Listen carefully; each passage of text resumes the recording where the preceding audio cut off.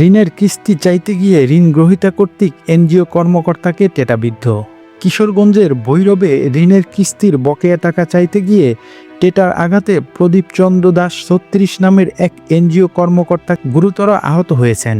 গত বৃহস্পতিবার দুপুরে উপজেলার গজারিয়া ইউনিয়নের মানিকদ্বীপ পূর্ব কান্দা গ্রামে এ ঘটনা ঘটে। আহত প্রদীপ বেসরকারি উন্নয়ন সংস্থা পদক্ষেপের একজন এরিয়া ম্যানেজার হিসেবে কর্মরত ছিলেন। অভিযুক্ত ব্যক্তির নাম মোহাম্মদ সেন্টু মিয়া, তিনি উক্ত গ্রামের বাসিন্দা। স্থানীয় সূত্র ও সংশ্লিষ্ট এনজিও কর্মীদের সঙ্গে কথা বলে জানা যায়, অভিযুক্ত সেন্টু মিয়ার স্ত্রী রোজিনা আক্তার ওই এনজিওর একজন সদস্য।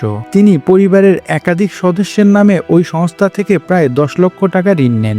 কয়েক মাস কিস্তি পরিশোধ করার পর সম্প্রতি তিনি টাকা দিতে অনীহা প্রকাশ করেন।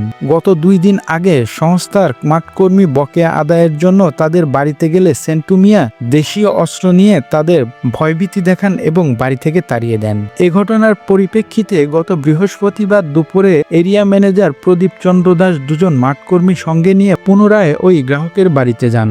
আলোচনার এক পর্যায়ে উভয় পক্ষের মধ্যে কথা কাটাকাটি শুরু হয়। এক পর্যায়ে সেন্টু মিয়া ঘর থেকে টেটা নিয়ে এসে প্রদীপ চন্দ্র দাসের বুকে আঘাত করেন। এতে তিনি রক্তাক্ত অবস্থায় লুটিয়ে পড়েন। সহকর্মীরা ও স্থানীয়দের সহায়তায় তাকে উদ্ধার করে প্রথমে কুলিয়ারচর উপজেলা স্বাস্থ্য কমপ্লেক্সে নিয়ে যান।